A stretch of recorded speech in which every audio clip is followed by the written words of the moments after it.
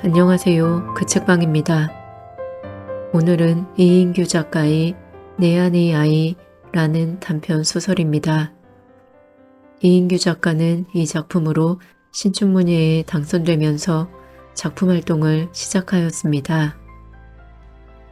지금은 경남 산천으로 귀촌하여 통기타 가수와 프리랜서 기자로도 활동하고 있으며 대중적인 스토리와 빠른 전개를 가진 소설들을 많이 쓰고 계십니다.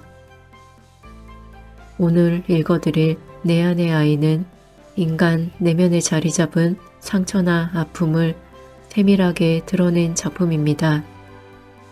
주인공은 삶의 결정적인 순간에 이 내면의 아이와 마주하면서 혼란을 겪고 있습니다.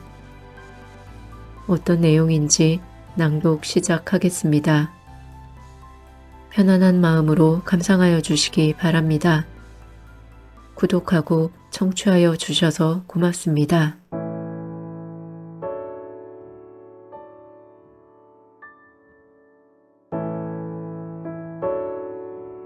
내 안의 아이 이인규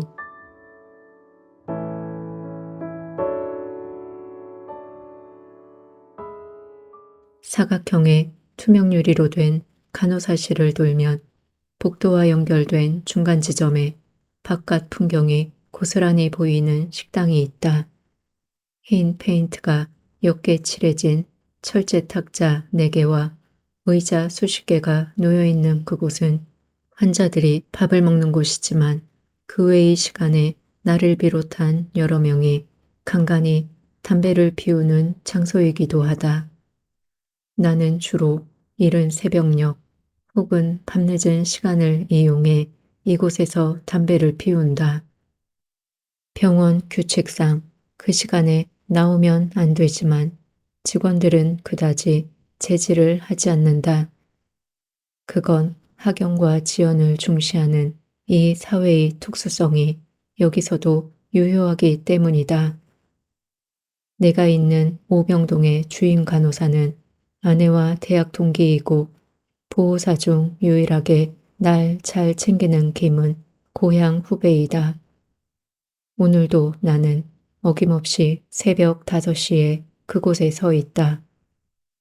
병원 담을 경계로 안쪽에 심어놓은 동백이 가로등 불빛과 묘하게 어우러져 염염이 타오르고 있다.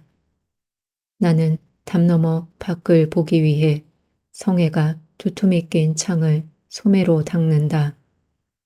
내가 그토록 소망하는 바깥 세상은 가로등만 희미하게 켜져 있을 뿐 아직 어눌한 어둠에 쌓여 있다.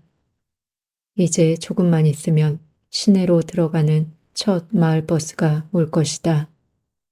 아직 어둠이 채 가시지 않은 병원 건너편 가게 앞에는 일단의 사람들이 웅크린 채로 서 있다. 몹시 추워 보인다. 까만 교복을 입은 여학생이 있다. 허리가 몹시 구부러진 할머니, 행상을 하는 듯 늘 자신의 몸보다 큰 짐을 어깨에 맨 중년의 사내도 있다. 버스는 헤드라이트를 켜고 서서히 들어온다. 문득 이런 생각을 한다.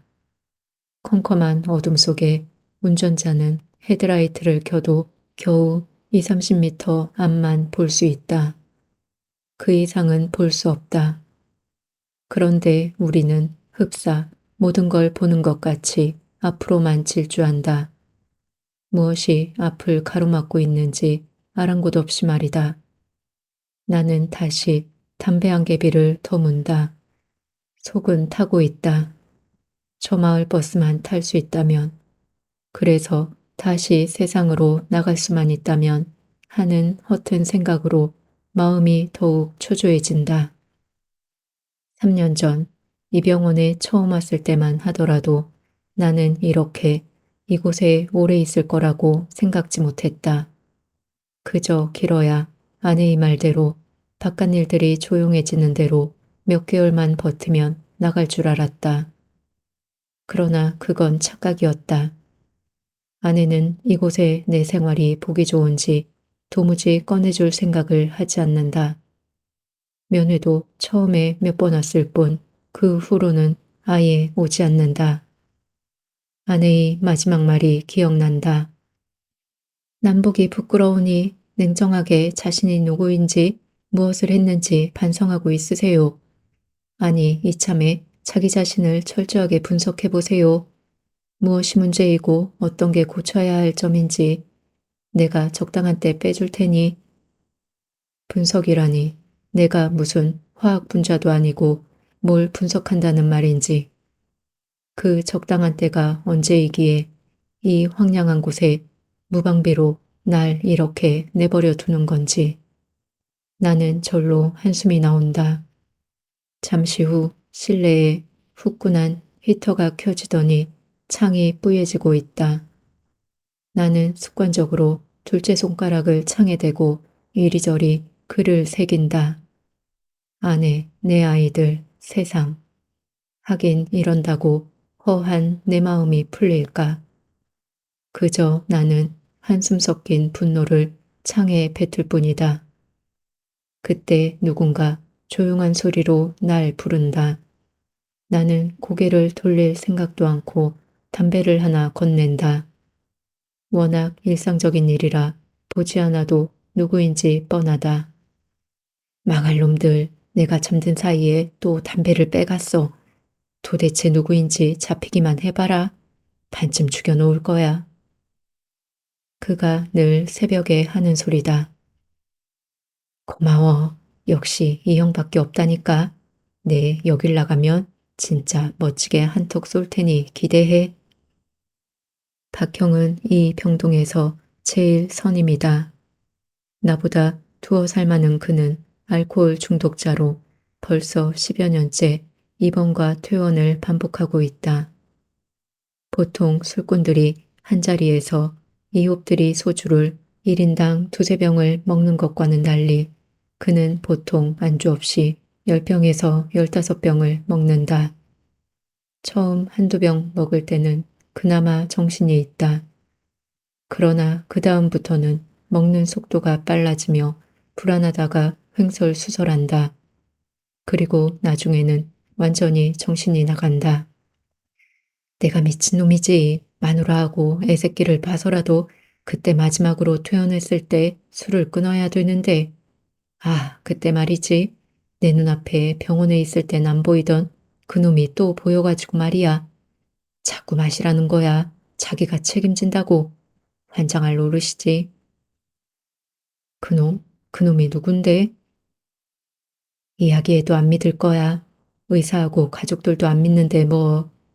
이 형도 내가 말하면 날 미친놈 취급할 거야. 글쎄, 굳이 알고 싶다면 말 못할 것도 없지. 그놈은 말이야. 얼굴은 확실하게 보지는 못했는데 내 젊은 시절하고 너무 닮은 것 같아. 목소리도 비슷하고 말이야.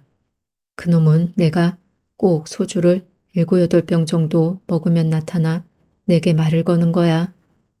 그래서 내가 얼굴 한번 보려 다가서면 그때마다 내 옆으로 위로 뒤로 돌아섰는데 어쨌든 난 그놈이 너무 좋아. 나더러 자꾸 마시래. 그래서 시키는 대로 먹다 보면 아뿔싸. 그땐 항상 늦었어. 2달 전에 퇴원했다. 가족의 신고로 다시 강제 입원한 그는 술이 조금 깨자 내게 이렇게 말했다. 귀신이란 말이야? 요즘 세상에 그런 게 어디 있어. 박형이 술을 너무 먹으니 환시가 보인 거야. 잘 봐. 여기 분열증으로 입원해 있는 애들 중에 특히 환청이나 환시가 많다 하잖아. 어허이, 답답하네. 내가 아무리 술을 많이 먹는다 해도 그런 것도 구분 못할까? 내가 정신병자야? 그게 아니라니까. 아니, 귀신이 말하는 수도 있어? 담당 의사한테 말해봤어? 의사는 뭐래? 몇 번 말했지. 근데 안 믿어. 무조건 술 때문이라는 거야. 벚꽃이 보인 거야. 왜 보통 사람들도 심신이 피곤할 때 가끔씩 실제 있지도 않은 현상이 안개처럼 비칠 때가 있거든. 아니면 잠깐 꿈이라도 꾼 거겠지. 그는 내 말을 듣자 그냥 헛헛하게 웃을 뿐이다. 그러나 그의 말이 거짓이 아니라는 걸 나는 잘 안다. 평소에는 그렇지 않지만 어떤 돌출 상황 때 자신 깊숙이 뿌리 박힌 잠재의식 혹은 쓴 뿌리가 어떤 형상이나 모양으로 나타날 때가 있다. 그 형상이 자기 어릴 때 모습일 수도 있고 청년기의 모습일 수도 있다. 물론 정상적인 사람에게는 잘 나타나진 않는다. 주로 우리 같은, 그러니까 심성이 너무 맑거나 불안정하거나 연약한 사람들은 한두 번씩 겪는 일이다. 나도 가끔씩 그럴 때가 있다. 하지만 나는 이런 말을 내 담당 의사에게 말하진 않는다. 괜히 골치 아프게 긁어 부스럼을 만들긴 싫고 정말 그들이 날 정신병자로 취급하면 곤란하니까. 그렇게 그 장소에서 박형과 함께 담배를 몇 대 피웠을까. 간호사실 맞은편에서 사람들의 웅성거리는 소리가 들린다. 벌써 아침 식사 시간이 된 것이다. 식당과 연결된 복도에는 한 무리의 배식조가 엘리베이터 문을 열고 밥과 찬이 담긴 손수레를 끌며 오고 있다. 순식간에 식당은 잠에서 막 깬 환자들로 넘친다. 박형은 언제나 그렇듯 밥 한 그릇을 맛있게 먹은 뒤 내 밥과 국을 조금 더 덜어가면서 말한다. 이 형, 오후 산책 시간대에 꼭 나가지. 내가 봐둔 데가 있거든. 할 얘기도 있고 말이야. 오늘따라 그가 초조해 보인다. 나는 건성으로 듣고 밥을 반쯤 먹고선 내 방에 들어가 누워버린다. 면담일지 일시 2005년 12월 22일 AM 10시 장소 5층 B동 면담실 면담자 A 정신과 전문의 강진섭 환자 B 이시영 A 기분은 어때요? 이제 술은 완전히 깼죠? B 그저 그렇습니다. 꼭 담배 있으면 하나 주시죠? A 저는 담배를 피우지 않습니다. 있다 하더라도 의사가 환자에게 담배를 주는 일은 없죠. 좀 참으셨다가 면담 마치고 간호사에게 달라고 하세요. 됐죠? 자, 그럼 이제 시작하시죠. 당신은 사흘 전에 저희 병원에 입원했습니다. 이유는 술에 만취된 상태에서 사무실에 불을 질렀기 때문입니다. 인정합니까? B. 인정합니다. A. 왜 불을 질렀죠? B. 화가 났습니다. 사장이 끊임없이 부당한 일을 내게 지시했지요. 모든 직원들이 내가 옳다는 걸 알고 있었습니다. 네, 비록 그 회사가 아니면 갈 데가 없다 하더라도 아닌 건 아니다. 투명하고 정직하게 살자는 주의입니다. A. 그렇다고 대다수의 직장인들이 그런 식으로 대응은 않지요. B. 그렇겠지요. 한데 저는 정말 억울합니다. 그날 제게 전적으로 호응하던 전 직원들이 연말 인사이동 때문인지 그놈의 사장한테부터 날 배신했습니다. 그렇게 믿었던 사람들이었는데 전 절대로 홧김에 한 일은 아닙니다. A. 그럼 계획적이었나요? B. 이봐요, 선생님.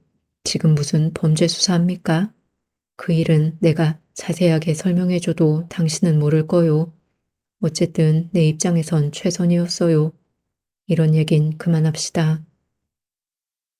나는 어릴 적부터 불을 좋아했다. 아버지로부터 사내 녀석이 절이 약해가지고 하는 꾸지람을 듣는 날이면 어김없이 동네 공터로 향했다. 나는 그곳에서 쓰레기를 모아 성냥으로 불을 지폈다. 쓰레기는 주로 신문, 옷가지, 나뭇가지였는데 곁들여 애용한 것은 내 일기장이었다. 주로 아버지에게 야단 맞는 날에 기록한 것이었다. 일기장을 하나씩 뜯어 타오르는 불길 속에 집어넣다 보면 어느새 내 마음은 깨끗이 정화되는 것이었다. 그 성향은 성장했어도 마찬가지였다. 중고교를 거쳐 대학을 다닐 때 나는 각종 시위가 있을 때면 화염병을 제조해 불 붙여 던지는 것을 즐겼다.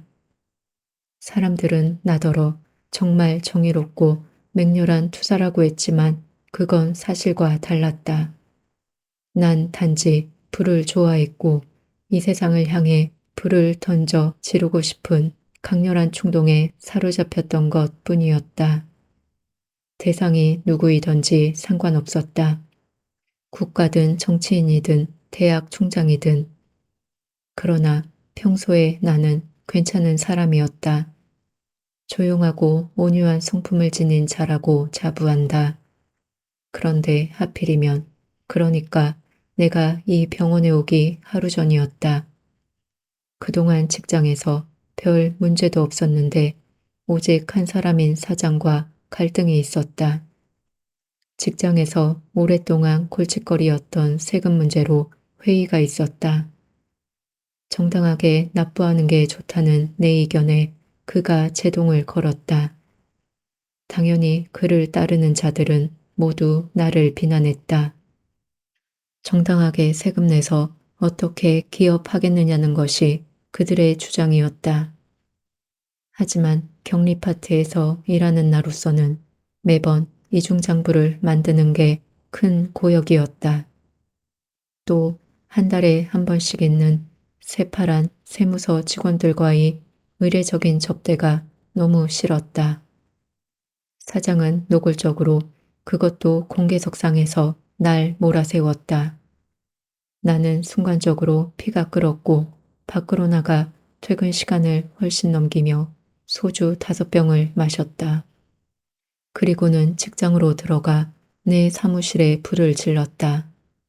다행히 사무실에는 아무도 없었다. 나는 태연히 아내에게 전화를 했다. 구경꾼들이 삽시간에 모여들었고 누군가 소방서에 연락을 했는지 소방차가 요란스레 오고 있었다. 나는 그곳에서 소주병을 든 채 크게 웃었다. 속이 편해지고 정신은 더없이 맑았다. 기겁을 한 것은 소식을 듣고 온 아내였다. 다음 날 내가 끌려간 곳은 이상하게도 경찰서가 아니었다. 눈을 떠보니 천장과 벽이 모두 하얗게 된 방이었다. 링거가 내 팔뚝과 연결되어 있었고 나는 침대에 묶여 있었다. 눈을 살포시 떠보니 하얀 가운을 입은 사람과 정복 차림의 경찰이 심각하게 얘기를 나누고 있었다. 뇌파 검사 결과가 나왔는데 극히 비정상입니다. 심리 상태도 무척 불안하고요. 혈액 속에 알코올도 대량으로 검출되었습니다. 그럼 고의성이 전혀 없단 말입니까? 지금으로선 그렇지요. 이 환자는 시민성 및 기질성 정신질환을 동시에 앓고 있어요. 일종의 정신분열증인데 굳이 병명을 말하자면 기질적 방화욕구증이라고나 할까요? 이를테면 내적으로 감당할 수 없는 갈등이나 욕구, 불만 등을 불을 보면서 해소하는 특이한 병이죠. 의사는 어려운 의학 용어를 써가며 경찰을 따돌리고 있었다. 나는 그 말을 액면 그대로 믿은 그가 우스웠다. 세상에 그런 병이 어디 있단 말인가. 어쨌든 경찰은 머쓱한 표정을 지으며 다음에 증빙 서류나 보내주쇼 하고 밖으로 나갔다. 상황 판단이 되었다. 이건 분명 아내의 재치였다. 현재 다른 병원에서 정신과 간호사로 일하는 아내는 평소 잘 알고 지내는 이 병원으로 나를 데려온 것이다. 방화범으로 구속되어 정가가 남는 것보다 정신병원에 집어넣는 것이 남편의 앞날에 도움이 되리라 생각한 것 같았다. 한참을 잔 것 같은데 시계를 보니 겨우 30여 분이 지나고 있다. 박형이 미안한 듯 날 깨운다. 아침 식사 후 늘 반복되는 투약 시간이다. 힘없이 축 늘어선 환자들 뒤로 나와 박형은 마지못해 줄을 선다. 김 간호사와 보호사 김지만은 무뚝뚝한 표정으로 약을 배급하고 또 다른 보호사 황은 날카로운 눈초리로 투약 장면을 지켜본다. 입 크게 벌리고 다 먹었으면 혓바닥 내밀어요.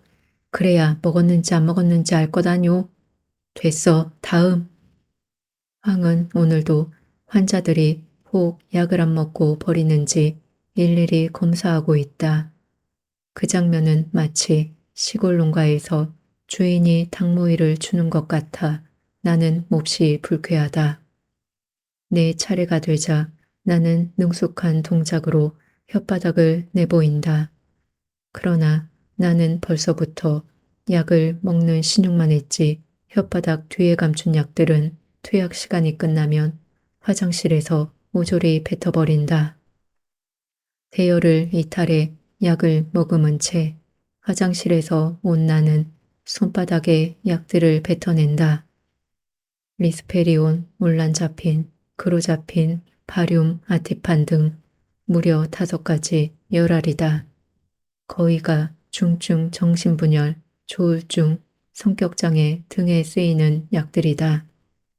지난 3년 동안 나는 퇴원의 희망을 품고 담당 의사 그 밖의 직원들에게 잘 보이려고 꼬박꼬박 약을 먹어왔다. 그러나 약을 먹기만 하면 1시간도 채 못 되어 하체가 풀리면서 정신이 몽롱해지는 게 마치 마약을 먹은 지랄 같은 기분이었다. 말도 어눌해지면서 사물을 제대로 판단할 수 없었다. 그래서 최근 들어 그들의 눈치를 살피면서 약을 몰래 버리고 있는 것이다. 그때다. 화장실에서 태연이 나오려는데 갑자기 투약 장소에서 앙칼진 목소리가 들린다. 나 약 안 먹어. 빨리 집에 보내줘. 얼핏 듣기에 얼마 전에 입원한 신입 여자 환자 같다. 이어 김 간호사와 보호사 황의 협박이 시작된다. 이봐요, 여긴 정신병동이에요. 정신과 근무해봤으니 투약을 거부하면 어떻게 되는지 알고 있을 텐데. 간호사님, 저 미치지 않았어요. 얼른 집에 가야 돼요. 아기가 기다리고 있어요. 내가 없으면 우리 아기 젖줄 사람이 없다니까요. 그녀의 표정은 애절하다 못해 고통스럽다. 보호사 김의 얘기로 그녀는 이제 100일 된 아이를 둔 현직 정신과 간호사라 한다. 미혼 때부터 가벼운 분열증을 앓고 있다가 결혼 후 직장과 육아 문제, 남편의 외도 등으로 발병해서 온 경우다. 김 간호사는 다소 망설이다 결정을 한다. 황보호사, 이 환자 비동에 데려가 결박하세요. 과장님에겐 나중에 제가 말씀드리죠. 비동은 가장 상태가 안 좋은 중증 환자들이 온종일 갇혀 있다시피 하는 독방이다. 햇볕도 안 들고 식사 시간 외에는 끈으로 늘 묶여 있어야 한다. 하루 종일 그들이 투여하는 약을 먹고 누워 지내려면 허리가 끊어질 것 같은 고통이 뒤따른다. 나 역시 처음 이 병원에 왔을 때 한번 퇴원시켜 달라고 의사에게 대들다 그 병동에 1달 정도 지낸 적이 있다. 그곳은 정말 인간이기를 포기한 상태다. 대소변도 그냥 누워서 봐야 하는 모멸감, 고통, 비애. 난 그때 정말 죽고 싶었다. 박형과 나는 힘없이 보호사 황에게 끌려가는 그녀를 물끄러미 보고만 있다. 면담일지 일시 2006년 11월 5일 AM 10시 장소 5층 B동 면담실 면담자 A 정신과 전문의 강진섭 환자 B 이시영 A 어때요? 지낼만 해요? B 네 좋습니다. 한데 선생님 이제 저 약도 잘 먹고 적응도 잘하고 있습니다. 이제 그만 퇴원 좀 시켜주세요. 아내하고 아이들이 너무 보고 싶습니다. A. 대원? 그건 좀 곤란해요. 보호자 동의도 있어야 하고, 시영 씨 지금은 많이 좋아졌다지만 언제 집에 들어가 또 불을 지를지도 모르고 말이죠. B. 아내가 동의를 안 한단 말입니까? 제 아내를 제발 좀 만나게 해주세요. A. 글쎄요. 면회 한번 오라고 말을 해보겠지만 그보다 어릴 적 아버지와의 관계는 좀 어땠습니까? 아버지는 어떤 분이셨지요? A. 말씀하시죠. 면회는 말해볼 테니. B. 아버지는 그냥 보통 분이었습니다. 어머니와도 원만했고 우리들을 끔찍히 생각하시던 분이었죠. A. 아내분의 얘기는 다르던데요. B. 아내는 잘 모릅니다. 그 사람이 제 어릴 때 일을 어떻게 나보다 잘 알겠습니까? A. 약을 좀 더 올려드리죠. 오후가 되자 날씨가 많이 풀렸다. 병동 사람들의 얼굴에 웃음이 배실배실 흐르고 있다. 한동안 추위 때문에 시행하지 않던 산책이 있다 하니 모두들 모처럼 들떠 있는 것 같다. 산책 코스는 병원 옆 제법 큰 정원이다. 나무와 꽃도 볼 수 있고 흙을 밟을 수 있으며 재수가 좋은 날엔 길 가던 사람들도 볼 수 있다.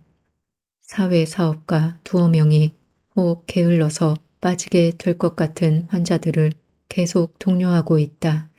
마침내 우리는 줄지어서 병원 연문을 통해 세상에 나아간다. 나는 모처럼 하늘을 본다. 구름 한 점 없는 하늘은 시리다 못해 새파랗다. 기분이 무척 상쾌하다.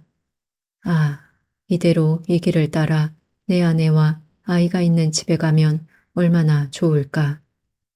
몇 년 동안 보지 못한 내 아이들은 얼마나 컸을까. 아내는 면회 올 때 아이들을 데려오지 않았다. 자연 나는 외국에 몇 년간 출장을 간 것으로 되어 있다. 당시 10살, 4살이던 내 아이들은 이제 13, 7살이 되었다. 이 병원에 오기 며칠 전 내가 퇴근하자마자 4살 된 딸아이가 생일 케이크 사달라고 떼를 썼다. 아직 네 생일 아니야. 그래도 사줘. 오늘 어린이집에서 민수 오빠야 생일 케이크 먹었단 말이야. 다음에 사줄게. 싫어, 싫어. 아직도 귀에 생생하다. 그때 박형이 내 옆에 바짝 붙는다. 시선을 정면으로 하던 그는 애써 태연한 척한다. 이 형, 저길 봐. 철조망이 약간 망가져 있지? 저번 가을 태풍 때 부서진 건데 아직 정비를 안 해놓았어. 어때? 저리로 가면 승산이 있어 보이는데 안 그래? 뭐? 나는 정말 화들짝 놀랐다. 박형이 이런 소리를 할 줄은 꿈에도 몰랐다. 저리로 탈출을 하자고. 그러면 내가 늘 소망하던 바깥 세상으로 나갈 수 있다고. 아, 내 가슴은 급격하게 요동치며 파르르 떨리고 있다. 언제부터 그런 생각을 했어? 그것보다 가능이나 하겠어? 박형은 나의 떨리는 목소리에 쿡 하고 웃는다. 왜, 겁나? 이 형, 여기는 교도소가 아니야. 설령 탈출하다가 잡히더라도 실정법 위반이 아니거든. 까짓것 독방에 한번 가면 되지 뭐. 이깟 건 아무것도 아니야. 내가 보기엔 충분히 승산이 있어. 계획만 잘 세우면 우린 나가는 거야. 이 좁고 고통스러운 곳에서 말이야. 어쨌든 오늘 밤 식당에서 보자. 그때 상세하게 얘기하는 거야. 나는 다리가 후들거린다. 숨이 거칠어진다. 휴 하고 긴 숨을 내뱉으니 조금 나아지기는 한다. 그래도 두려운 건 마찬가지다. 그날 저녁 내내 나는 이 생각에 몰입한다. 저녁밥을 먹는 둥 마는 둥 서둘러 나는 내 방에 꼼짝없이 누워있다. 가능한가? 나는 왜 이때까지 이런 생각을 못했는가? 그저 새벽에 창밖에 서서 하염없이 바깥을 동경만 했는가. 아내는 내가 갑자기 나가면 어떻게 반응할까? 내 아이들은 날 알아볼까? 환자복을 입고 갈 순 없지 않은가? 내 사복이 어디 있더라?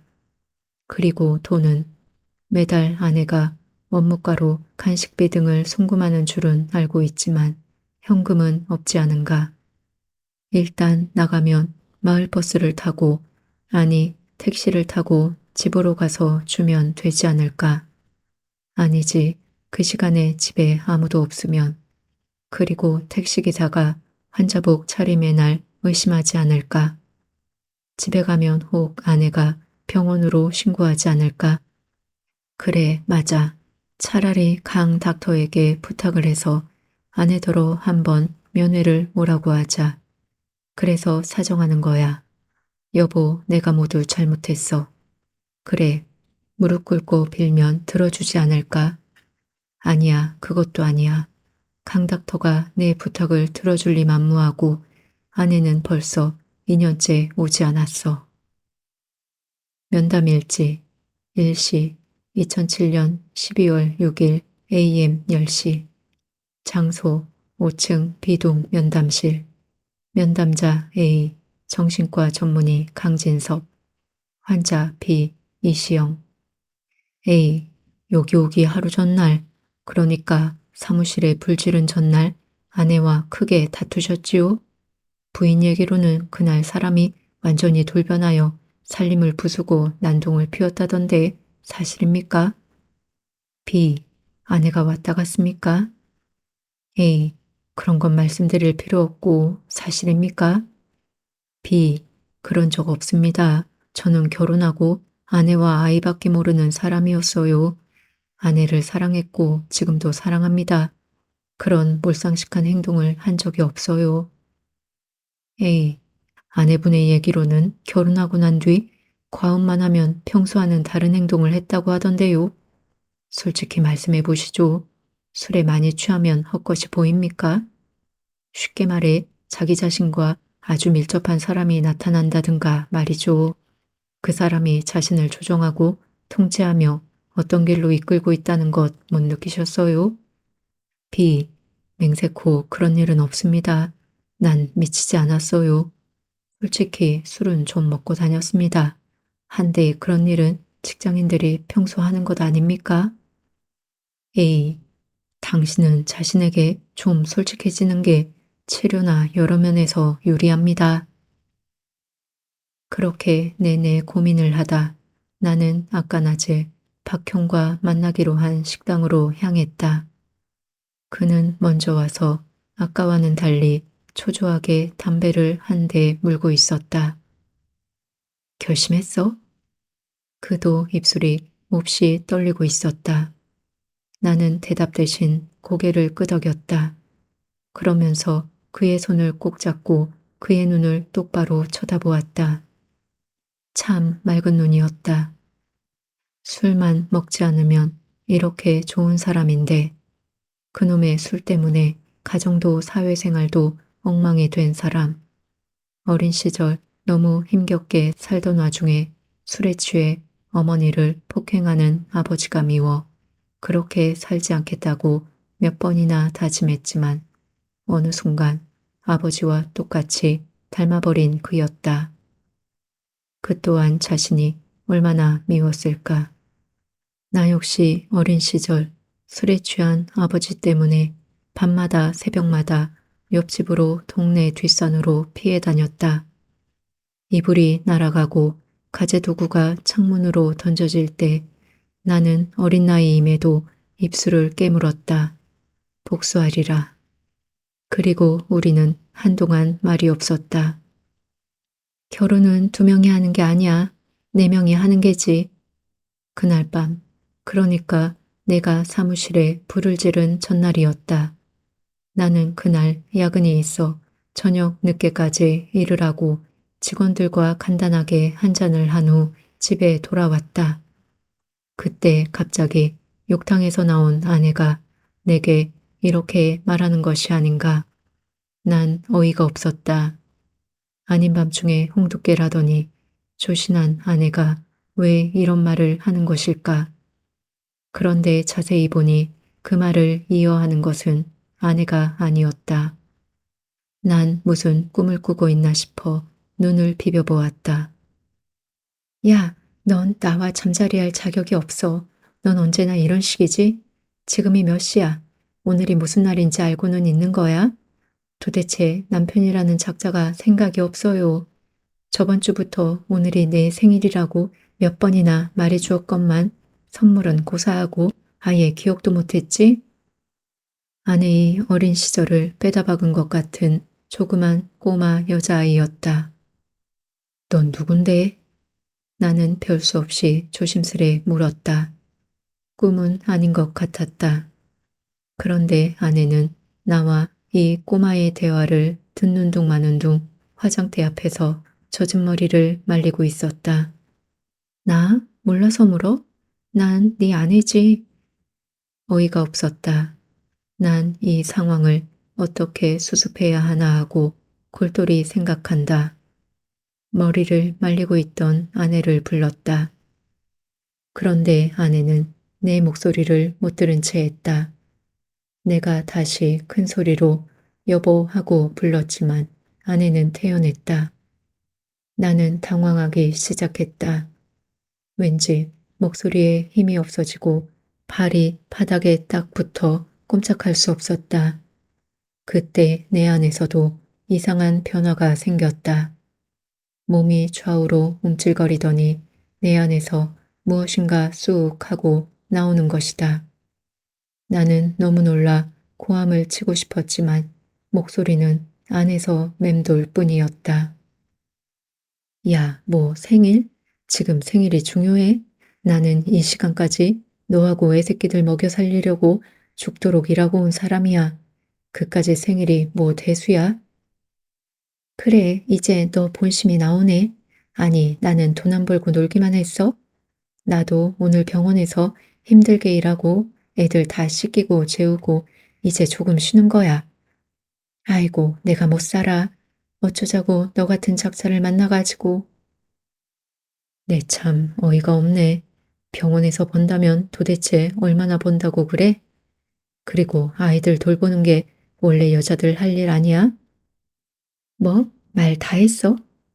내가 봐도 이런 상황은 아니다 싶었다. 나는 얼른 내 아내 아이를 끌어안아 입을 막았다. 이상한 건 아내가 이번에는 이 아이들의 대화를 들었다는 것이다. 아내는 내 얼굴을 똑바로 보며 고개를 갸웃거렸다. 난 얼른 내가 아니라고 손사리를 쳤다.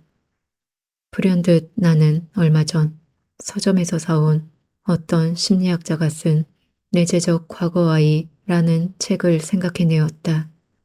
어른이 되었어도 각자 사람들에게는 자신의 어린 시절 아이가 죽지 않고 깊은 쓴 뿌리가 되어 한 번씩 살아난다는 내용이었는데 나는 그때 별 대수롭지 않게 생각한 것이다.